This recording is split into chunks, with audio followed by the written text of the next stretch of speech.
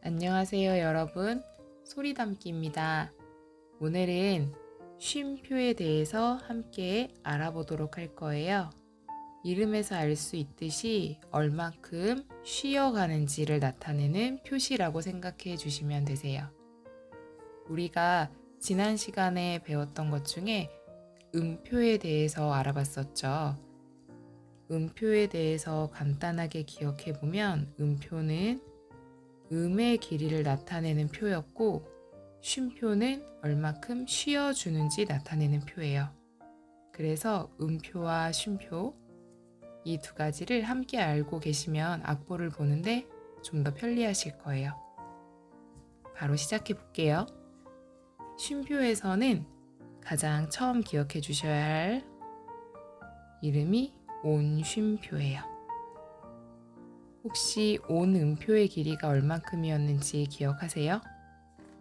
네, 그래서 똑같이 온쉼표도 온전히 쉬어주는데 총 4박자를 쉬어줘요. 그리고 이 아이의 모양은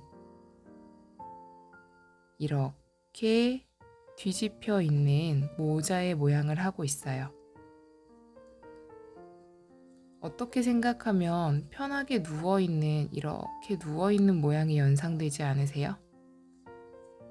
편하게 누워서 온전하게 4박자를 다 쉬는 거예요. 그래서 얘의 이름은 온쉼표. 이제부터 이 온쉼표를 나눠가기 시작할 거예요. 온쉼표가 둘로 나눠지면 2로 나눠졌다라는 의미를 따서 2분이라고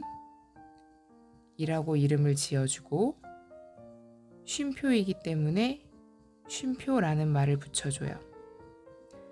만약에 이게 음표였다면 온음표라고 부를 거고 2분 음표라는 이름을 붙여주겠죠. 그래서 우리가 배웠던 음표와 같이 연결해서 생각해 주시면 조금 더 이해가 쉬울 거예요.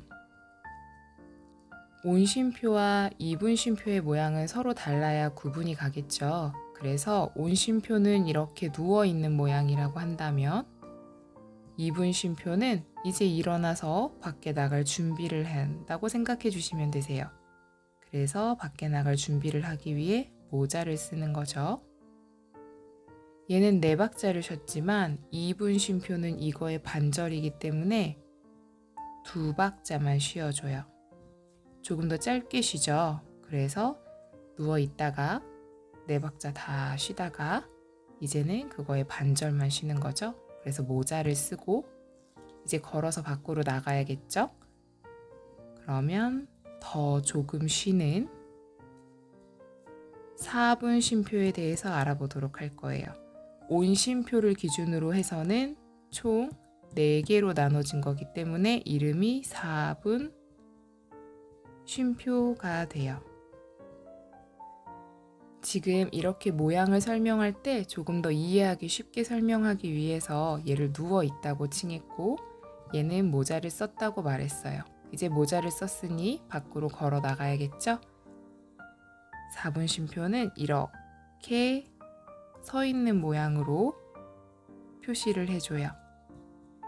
이렇게 되어 있는 모습을 악보에서 보셨다면 그거는 한 박을 쉬어달라는 말이에요. 그럼 또 나눠볼까요? 온쉼표를 기준으로 둘로 나누면 2분 쉼표, 온쉼표를 기준으로 4수로 나눴으면 4분 쉼표, 온쉼표를 기준으로 8개로 나눴다면 얘 이름은 맞아요. 8개로 나눴으니까 8분 쉼표가 돼요. 온쉼표의 모양은 누워있는 모양, 2분 쉼표의 모양은 모자를 쓰고 나갈 준비를 하고 4분 쉼표의 모양은 이렇게 서 있는 모양이라면 8분 쉼표의 모양은 이렇게 조금 더 빨리 나아갈 수 있는 지팡이를 들게 된 거예요. 동그라미를 그리고 이렇게 내려주시는 모양으로 그려주시면 되고 얘의 길이는 이걸 8조각으로 나눈 거기 때문에 이만큼에 해당해요. 그럼 여기까지 해서 한번 정리하고 그 다음에 이어서 조금 더 16분 쉼표까지 같이 알아보도록 할게요. 온 쉼표는 4박을 쉬어주는 거라면 2분 쉼표는 2박. 그래서 이 2박자와 2박자를 합치면 결과적으로는 똑같이 온 쉼표와 같은 길이가 되어야 돼요. 얘 역시 이 4개가 모두 다 합쳐지면 길이는 총 이렇게 온 쉼표와 같은 길이가 되어야 돼요. 8분 쉼표 역시 이 길이는 항상 온 쉼표의 길이와 같아져야 해요. 이렇게 모양에 대한 비유는 조금 더 이해하기 쉬우시라고 하는 비유니까요. 더 다르게 쉽게 기억하실 수 있는 게 있다면 그 방법으로 기억하시면 되세요. 마지막으로 이걸 좀 더 나눠 볼게요.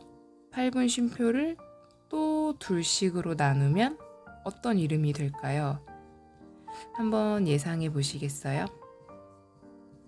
이 경우에는 온 쉼표를 기준으로 총 하나, 둘, 셋, 넷, 다섯, 여섯, 일곱, 여덟, 아홉, 열, 열하나, 열둘, 열세, 열넷, 열다섯, 열여섯 총 16개로 나눠져서 얘의 이름은 16분 쉼표라고 부르고요. 표시는 얘보다 더 빠른 막대기를 생각해 주시면 되세요. 이렇게 2개의 막대기를 그려주면 이게 바로 16분 쉼표를 나타내요. 오늘은 이렇게 쉼표에 대해서 함께 알아봤어요.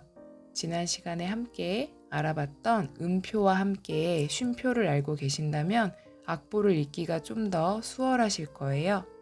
그럼 다음 시간에도 쉬운 악보 보는 법을 같이 알아보도록 할게요. 우리 다음 시간에 또 만나요.